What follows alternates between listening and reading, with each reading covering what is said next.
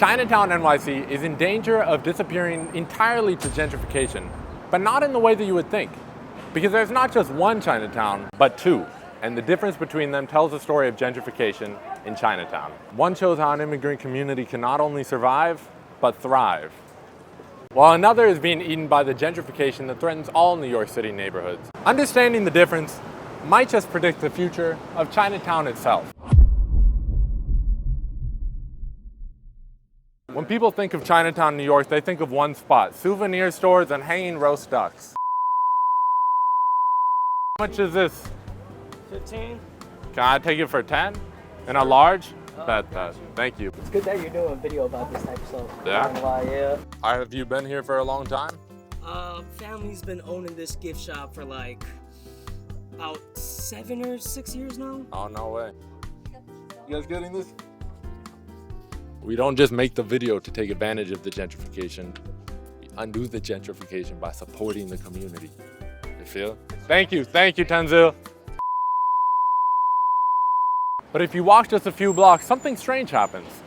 Chinatown splits in two. One side is the postcard version centered around Mott Street. Tourists everywhere, lanterns overhead, and gift stores selling I Love New York t-shirts. But walk southeast along East Broadway, literally passing through a shadow under the Manhattan Bridge, and the neighborhood suddenly changes. The shops become more practical, less touristy, more focused on the people that live here. One of these Chinatowns is disappearing, but not the one that you may think, because the threat doesn't come from tourists. It's coming from within New York itself. Just a few blocks northeast, from the same culture that swallowed the East Village and most of Soho, you can already see the signs if you know where to look. But to understand why that's happening, you first have to understand why there are two Chinatowns in the first place. I didn't notice this difference until I moved to this neighborhood a few months ago. In my eternal quest for cheaper food and lower rents, I found myself living on this quieter side of Chinatown. And during Lunar New Year, when I was looking for ways to support my newfound community, I found everything online pointing me towards Mott Street. And it's when I was going there that I really noticed the difference between these two sides of Chinatown. 新年快乐. They do like this market thing in Chinatown to celebrate, so I'm gonna go check it out. Support the business, support the neighborhood, you know? This looks like the spot for red drip, low key. Nah, this is some tourist shit. I'm going back to my part of Chinatown. I started conceptualizing this video, and after sharing my idea with this Chinese woman that I met on Hinge, she gave a reason that explains why. These two Chinatowns didn't just appear at random. They actually arrived as two sets of immigration. The original Chinatown formed around Mott Street in the late 1800s. Yo, excuse me, sir, do you know how to pronounce this word here? Most of the immigrants settling here at the time were from southern China, particularly the province. They mainly spoke Chinese, and for decades, this was the center of Chinese life in New York City. By the late 1980s and early 1990s, a second wave of Chinese immigrants began arriving, this time from the Fujian province. By this time, the Mott Street Chinatown was already packed. Apartments were full, storefronts were taken, and rents were high. So many of these new arrivals started living in the east, along East Broadway, but still within reach of the original Mott Street Chinatown. So within a few blocks, literally visible from one another, two Chinatowns developed. One older, Cantonese, and financially driven by tourism. The other, newer, Fujianese, and focused on everyday life. But there's another twist here. For a while, this side of Chinatown around East Broadway was the fastest growing Chinese immigrant community in the country. By the early 2000s, the streets here were packed with Fujianese restaurants, storefronts, and bus companies connecting Chinatown to the rest of the East Coast. People even started calling this area Little Fuzu.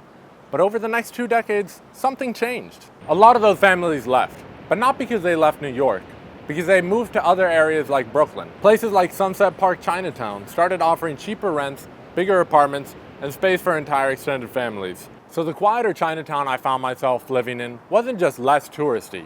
It had gone through a big migration change. But migration is not the only thing that changed here. Let me introduce you to someone. Today we're in Chinatown. I'm C, I'm Ian's friend, and I'm just gonna take him around. I come here a lot, so I know my way around Chinatown. And my grandma used to take me here a lot too. Wafeng number 1. This is a very popular on Instagram place. This is one of the most popular spots to eat in Chinatown. We're at Wafeng. I'm here at Wafeng, the #1 fast food in the world. The queue is really long. Personally, I wouldn't wait. There's like this thing going on in New York City where like everyone's just like on lines. They don't even know what they're online for. And I kind of find that a bit weird, but I guess I'll take you to a spot that my family go to a lot. Okay, fine, thank you. What is this one called? I think Exo Taste. Exo Taste. Yeah. Doesn't even know, she just knows the community like that. I'll just get what my family gets. Okay. Have you tried chicken feet? No, is it good? Yeah. Well then, today's the day. 一個雞腳同埋蝦餃，同埋一個炒粉。Alright, C just asked me, how do I like this vibe? 10 out of 10. 10 out of 10? It's loud, it's full of Chinese people, that's a good sign. You gotta be the only white dude in here, so that's always, I bet they're thinking to themselves, they're like, bringing in this dumb white boy, bro, selling the spot. No, they don't care. I think what I like about people in Chinatown is that, like, honestly, they don't really give a shit. So they welcome all people. I mean, it's good for their business. How do I even eat this? And try not to eat the bone. Kind of nervous, guys.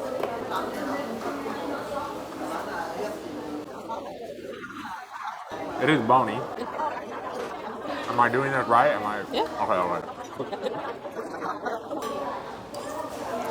Sorry if the people of YouTube don't like this, but this is how you can eat. So Yeah. deal with it. I don't know. No, you're eating like an authentic. Is the flavor good though? Yeah. It's very fatty, Yeah, it which is. I like. I used to not be a fan of fat, but then I dated someone from Mongolia, and they set me right. The Mongolians love their fat, yo. Yeah? Have you noticed prices being Going up? more? Yeah. Yeah. Grocery stores, not really. I do notice like prices in restaurants do Yeah. go a bit higher. Yeah. Tourists don't grocery shop here. They Yeah. only come here for the restaurant. Yeah. I mean, there are more locals here, I'd say. Right. So you didn't think they're pandering as much on this side as they are on the other side. Yeah. I think there are just more people on the streets because of tourists. But Right. other than that, there are But they're still the doing same. a good job of keeping the community around. Yeah. The community just stays, no Right. matter what. If you walk around here, it'd be easy to assume which one's going to disappear to gentrification, right? Mott Street, the one overrun by tourists. Because when a neighborhood starts attracting tourists, the rest of the story is predictable. Rents go up, chain stores move in, and local businesses disappear.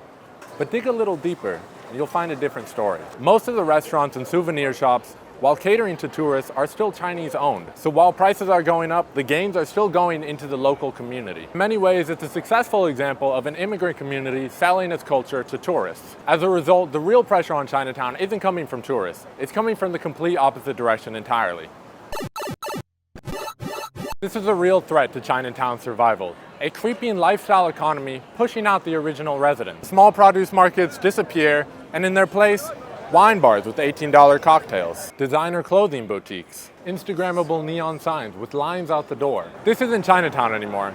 This is the Lower East Side spilling in, and it's where the gentrification really starts to show. According to most accounts, Chinatown is officially bounded in the east by Essex Street, but I would make the argument that it's actually shifted 2 blocks to the west, to Orchard Street. I noticed this when, again, on New Year's Day, I was shopping for a red shirt so that I could support the community, when suddenly I looked up and I was surrounded by these shops that cater to the Soho yuppies. Search for the red drip continues. We're going to the other side of the bridge. Accidentally stumbled onto Orchard Street. That's why everything is so expensive and cool. Nope, not CDG though. I'm outie. We strayed too far from Chinatown, so we're going back. This shit ain't Chinatown. These businesses aren't built for the local community. They're built for the young professionals moving in from Soho and LES. I wanted to see if I was imagining this or if there's actually something there. Let me introduce you again to my friend. The Mott Street one is Cantonese, and then the East Broadway side is more Mandarin.